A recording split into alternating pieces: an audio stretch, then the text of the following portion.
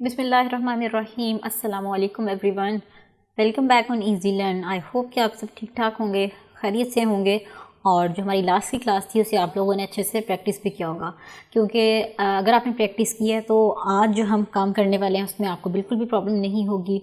तो आज की जो हमारी क्लास है इसका मेन टॉपिक है एक्सरसाइज 2.7। जी हाँ, हम लोग स्टार्ट करने वाले हैं अपनी एक्सरसाइज 2.7 को, और इसीलिए मैं आपको कह रही थी कि जो लास्ट के मेरे 2 लेक्चर्स हैं जो कि रिलेटेड थे इन्हीं क्वेश्चन से, that was of simultaneous equations, वो देखना बहुत ज़रूरी है। सो अगर आपने वो लेक्चर्स नहीं लिए so it is very important कि आप जाके पहले हमारे लास्ट के 2 कंसेक्यूटिव लेक्चर्स जो हैं उन्हें जाकर अच्छे से देखें, क्योंकि अगर आपने वो नहीं देखे होंगे तो आज की एक्सरसाइज जो है वो आपको समझ में नहीं आएगी। सो अगर आपसे वो लेक्चर्स आप में से किसी एक से भी मिस हो गए हैं तो पहले जो है आप लोग उन 2 लेक्चर्स को कवर करें, फिर आज के लेक्चर की तरफ मूव करें। तो प्लेलिस्ट में हमारे पिछले जो लेक्चर्स हैं वो अवेलेबल है, आप वहाँ से चेकआउट कर सकते हैं। ठीक है, तो चलें जी, हम एक्सरसाइज 2.7 की तरफ मूव करते हैं। तो हमें जो है ये साइमल्टेनियस इक्वेशंस जो हैं वो सॉल्व करनी है। तो क्वेश्चन नंबर 1 में क्या है कि हमारे पास एक लीनियर इक्वेशन है और एक क्वाड्रेटिक इक्वेशन है। तो जैसे कि मैंने पहले भी ये क्वेश्चंस करवा चुकी हूँ, अगर तो आपने वो वीडियोस देखी हुई है तो आपको आइडिया होगा कि ये क्वेश्चंस हैं वो किस तरीके से सॉल्व होंगे। तो चलें जी, चलते हैं हम अपनी नोटबुक की तरफ और सॉल्व करना स्टार्ट करते हैं क्वेश्चन नंबर 1 से। ऑल राइट जी, ये आ गई मेरे पास। क्वेश्चन नंबर 1 में 2 साइमल्टेनियस इक्वेशंस गिवन है हमें। ठीक है, तो मैं सबसे पहले इनको नेम दे देती हूँ, इक्वेशन 1 एंड इक्वेशन 2। तो अब मैं क्या करूँगी कि इक्वेशन 1 में से चाहे तो x की वैल्यू निकाल लूँ, चाहे तो y की वैल्यू निकाल लूँ और उसे पुट करूँगी बाद में इक्वेशन नंबर 2 में। तो मैं क्या कर रही हूँ, बाय यूजिंग इक्वेशन नंबर 1 मैं x की वैल्यू को फाइंड आउट कर रही हूँ यहाँ से। तो x की वैल्यू यहाँ से सेपरेट कर लेते हैं। तो हमारे पास क्या वैल्यू आएगी, x is equals to 5 minus y। तो जब हमारे पास x की वैल्यू निकल आई तो हम क्या करेंगे, इसे पुट करेंगे in equation number 2। Put the value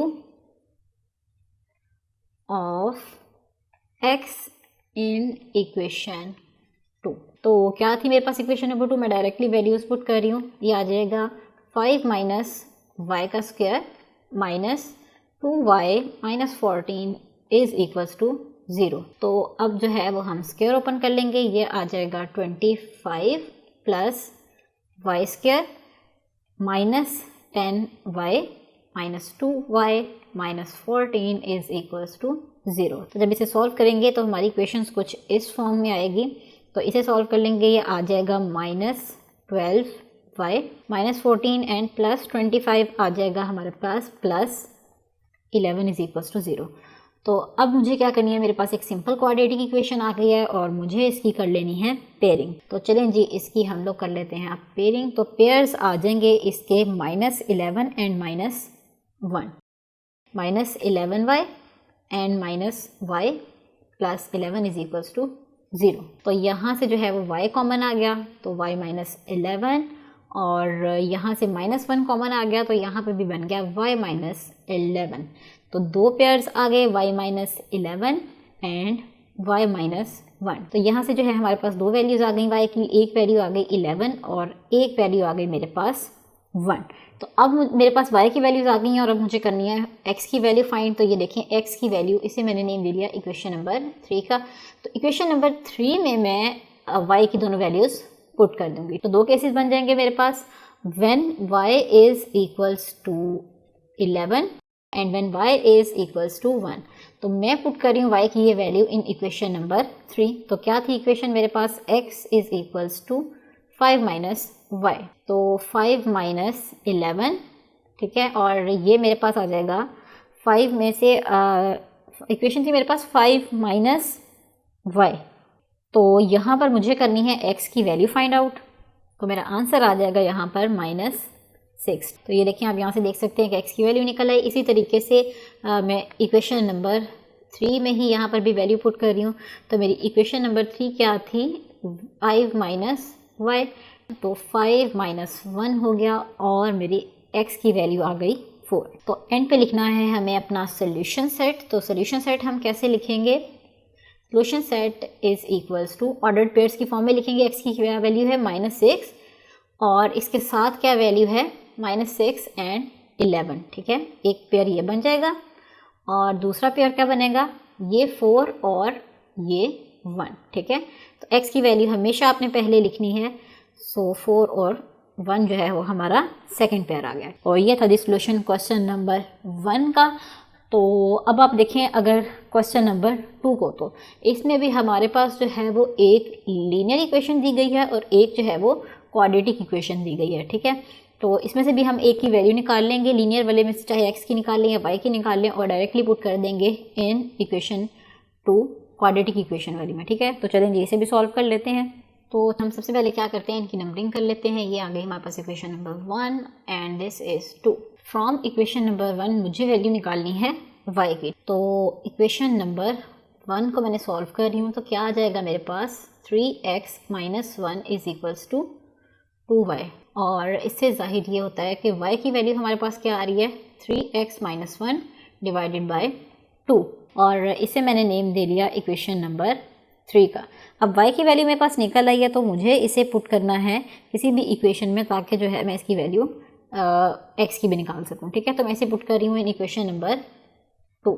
तो इक्वेशन नंबर 2 में डायरेक्टली वैल्यूज डाल रही हूँ, तो ये आ जाएगा x² plus x into Y क्या है हमारे पास 3x - 1 divided by 2 and minus y² है, तो दूसरी दफ़ा भी ये वैल्यू डाल लेंगे डिवाइडेड बाय 2 और इसका आ जाएगा स्क्वायर, और ये था इक्वल टू हमारे पास 1 के। तो चलें जी अब हम इसे सॉल्व कर लेते हैं। ये आ जाएगा हमारे पास x² प्लस यहाँ पे भी x को मल्टीप्लाई कर दें तो ये आ जाएगा 3x² minus x divided by 2, और इसे स्क्वायर को ओपन कर लेते हैं यहाँ पर, तो हमारे पास आ जाएगा 9x² प्लस 1 माइनस 6x, और डिवाइडेड बाय क्या था 2 इज इक्वल टू था 1। अच्छा सॉरी, 2 का भी यहाँ पर जो है वो स्क्वायर होगा, तो ये हो जाएगा 4। तो मैं ले लूँगी यहाँ पर LCM, तो LCM मेरा क्या आ जाएगा 4, और यहाँ पे आ जाएगा 4x², इसको 2 से मल्टीप्लाई करेंगे प्लस 6x² माइनस 2x, और ये इन सारी टर्म्स के जो हैं वो साइन चेंज हो जाएंगे, ठीक है, क्योंकि बाहर माइनस है, तो ऐसे। तो इसके बाद हम क्या करेंगे, 4 को दूसरी साइड पे शिफ्ट कर देंगे और जो ऊपर वाली टर्म्स हैं इन्हें सॉल्व कर लेंगे। तो ऊपर वाली टर्म्स को सॉल्व करने के बाद हमारे पास आएगा x² प्लस 4x, और यहाँ से थी अगर हम देखें तो हमारे पास कांस्टेंट की टर्म है -1 और इज इक्वल्स टू क्या है 4 × 1 4। तो अब मैंने क्या किया कि जो मेरे पास ये वाली टर्म थी इसे मैंने इस साइड पे शिफ्ट कर दिया, तो मेरी इक्वेशन बन गई x² plus 4x minus 5 is equals to 0। अब ये जो है मेरे पास सिंपल क्वाड्रेटिक इक्वेशन बन गई। तो मैं इसे एज अ जैसे हम नॉर्मल क्वाड्रेटिक इक्वेशंस को सॉल्व करते हैं बाय फैक्टराइजेशन के थ्रू, उसे मैं सॉल्व करती हूँ, ठीक है। तो चलिए जिसे मैं ये सॉल्व कर देती हूँ। तो ये देखें जी, ये मैंने सॉल्व कर दिया आपके लिए। तो आप वीडियो को पॉज करके भी देख सकते हैं। तो क्योंकि लेक्चर का इतना टाइम नहीं होता, तो जो ऐसे कॉमन स्टेप्स जो हैं वो मैं डायरेक्ट सॉल्व कर देती हूँ, ठीक है। तो अब जब x की वैल्यूज़ निकल आई तो हमें पुट करना है इसे इक्वेशन नंबर 3 में, ताकि हम y की वैल्यू निकाल सकें। y की वैल्यू यहीं से निकलेगी। तो अब इन दोनों x की वैल्यूज़ के अगेंस्ट हमें जो है वो y की वैल्यू को फाइंड आउट करना है। तो y की क्या इक्वेशन थी हमारे पास, y is equals to 3x - 1 divided by 2।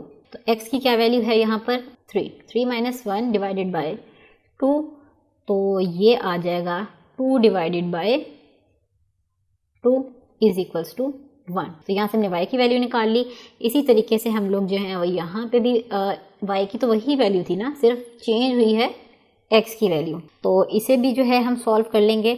तो ये आ जाएगा 3 × -5 - 1 डिवाइडेड बाय 2y। तो अब आप देखें 5 × 3 = 15, -15 एंड -1, तो ये आ जाएगा -16 डिवाइडेड बाय 2 और -8। तो लास्ट स्टेप है कि हमें सोल्यूशन सेट लिखना है। तो सोल्यूशन सेट हम लिख लेंगे, ये ऑर्डर्ड पेयर जो है आपने बहुत केयरफुली लिखना है। अब 1 के अगेंस्ट y की क्या वैल्यू आई है 1, सो 1 एंड 1 एक पेयर बनेगा, और -5 के अगेंस्ट क्या वैल्यू आई है -8, तो -5 और -8 जो हैं वो एक ऑर्डर्ड पेयर में आ जाएंगे। तो ये था जी सोल्यूशन, और हमने कर ली x और y की वैल्यूज फाइंड आउट, और एट द एंड हमने जो है वो सोल्यूशन सेट भी निकाल लिया। So now let us move towards our exercise and देखते हैं कि अगला क्वेश्चन कौन सा है।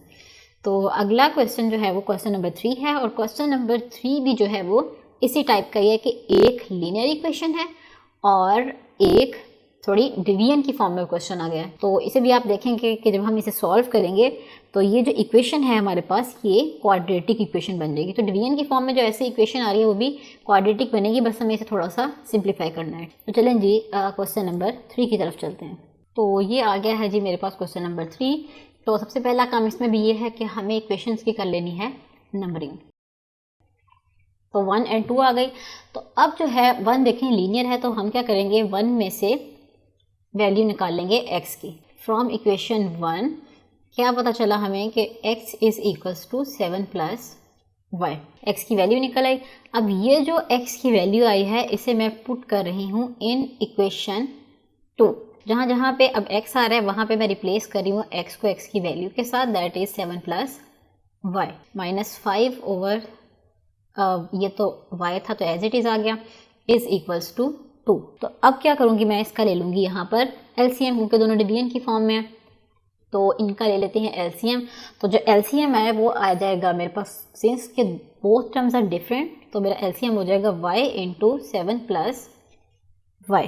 तो यहाँ पर आ जाएगा मेरे पास 2y minus 5 into 7 plus y और इज इक्वल्स टू 2। तो अब मैं इसे ब्रैकेट नेक्स्ट स्टेप पे ब्रैकेट्स ओपन कर रही हूँ और ये जो डिवीजन वाली टर्म है इसे दूसरी साइड पे शिफ्ट कर रही हूँ, ठीक है। तो ये आ जाएगा 2 माइनस 5 7 आर 35 और प्लस माइनस माइनस 5y और इस साइड पे क्या आ जाएगा 2y इंटू 7 प्लस y। तो नेक्स्ट स्टेप में जो है हम इसे भी सॉल्व कर लेते हैं।